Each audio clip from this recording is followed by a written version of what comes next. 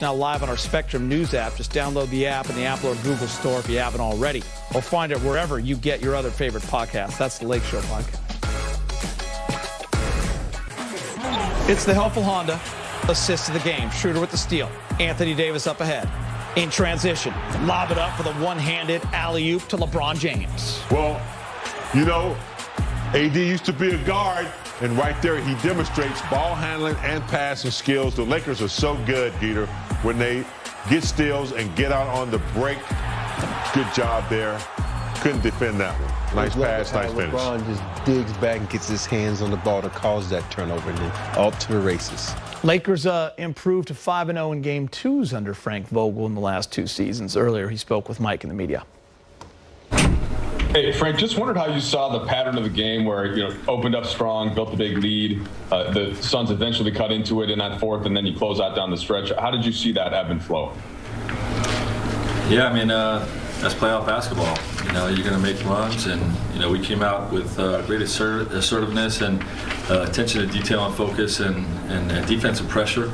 And, obviously this is a great team we're playing, even shorthanded, with the way CP3 is limited, didn't play in the fourth, still getting great play from all their guys. And this is a team with the second best record in the NBA, so it's not going to be a situation where it's easy to knock them out in any game. But our guys came out strong and were able to hold on. Your thoughts on Davis and how he played in response to Game 1?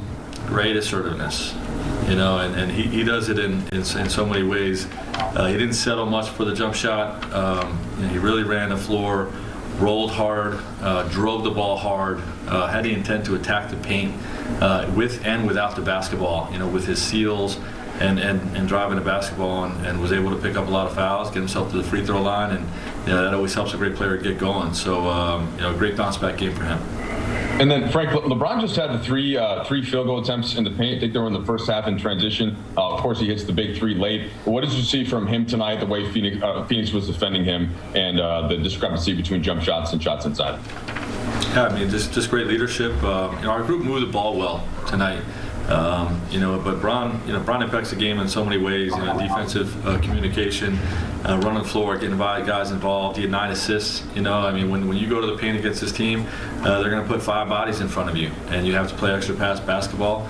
Both Bron and AD had over 7 assists for the first time this year, and those guys draw a crowd and made the extra pass. So big part of a team win, and obviously Bron down the stretch just hit big time shots, to help us secure the victory.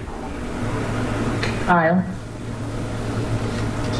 Yeah, Frank, I do kind of want to delve a little bit more into those big time shots. It seemed like LeBron really had a sense for the moment at the end of the third quarter, obviously at the end of the fourth quarter. What do you kind of take from that in out of that performance? And do you feel like, I know you were saying earlier, like you were kind of expecting moments where he wouldn't be so good on his ankle, but is this sort of the reverse of that? Is this sort of the inverse of that he can still do these things? I mean, I don't know what to say. He's a great player, an all-time great, and he shows it time and time again. There were very few plays where I felt like the ankle limited him tonight, and he played bigger minutes, than when we wanted to play him. Really picked up the load, especially in that first quarter when AD was in foul trouble. He doesn't typically play the whole quarter, but for him to do that and then play the whole fourth the way he did, and then still have the juice to make those big shots, just like to say, big guts in those situations. Dave.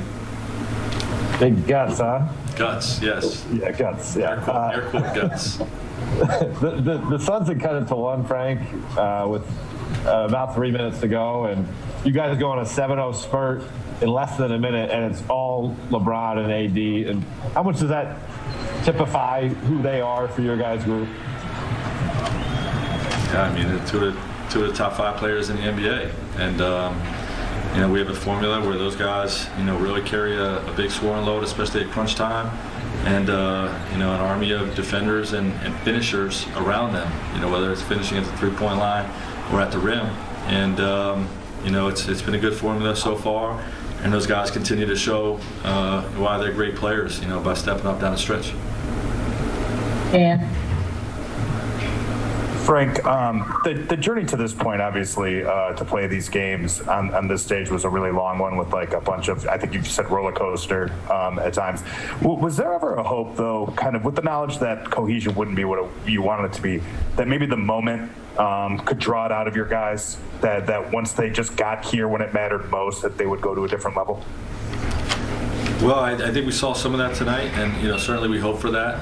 But as a coach, you always want more time to just connect the dots and get everybody on the same page with everything we're doing, and get the rhythm and timing with all your actions and defensive coverages the way you want it. But you just have to make the best of it, and like you alluded to, the moment, big game atmosphere like we saw tonight, a game we really wanted to get.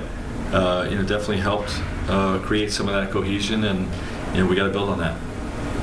Last three. Bill. Frank, kind of the flip side of that 7-0 run Dave was just talking about was the defense after that shot clock violation on you guys. AD had a block on Ayton. Schroeder had a steal. How important was it to steal back that momentum, and how do you feel like your guys kind of found that found that energy to be that disruptive when momentum seemed to be going so much the other way at that point? Yeah, I mean, we hang our hat on the defensive end, and you mentioned AD's block and Dennis's play. KCP was great, all throughout the night. I mean, to go over 4 and then still have a plus 19 speaks volumes of what he's getting done on the defensive end for us. And Kuz was good. I mean, our centers were really good. Our centers, Drummond and Mark played exceptionally well.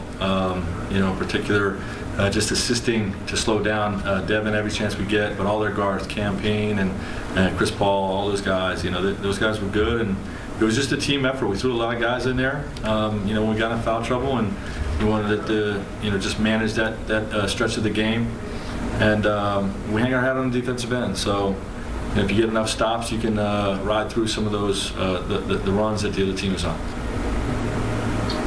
Jovan. Hey, Frank, to follow up on the play of the centers, I'm just curious, Andre had 15 and 12. I thought that this was arguably his most impactful game considering the stakes, and then the decision to go with Mark and him playing 20 minutes, I guess, what did you think of each of those two? Yeah, I mean, I would agree that this was Drum's most impactful game. We needed it. DeAndre Ayton is a monster. He's huge and he finishes everything, and really hurt us on the glass last game. So the adjustment to try to go with more size, the fives having size on in the pick and roll defense, and then having AD on the backside to help limit the glass and limit their stuff at the rim.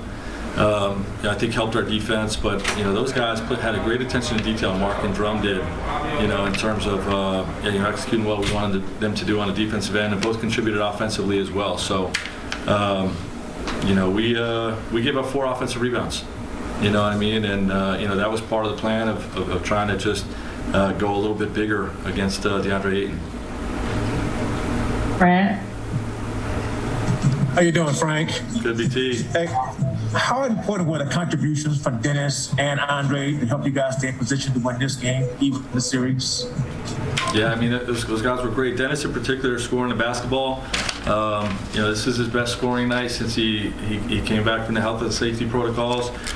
We knew there was going to take a little time for him, but he really carried some stretches of the game tonight. And obviously we already talked about what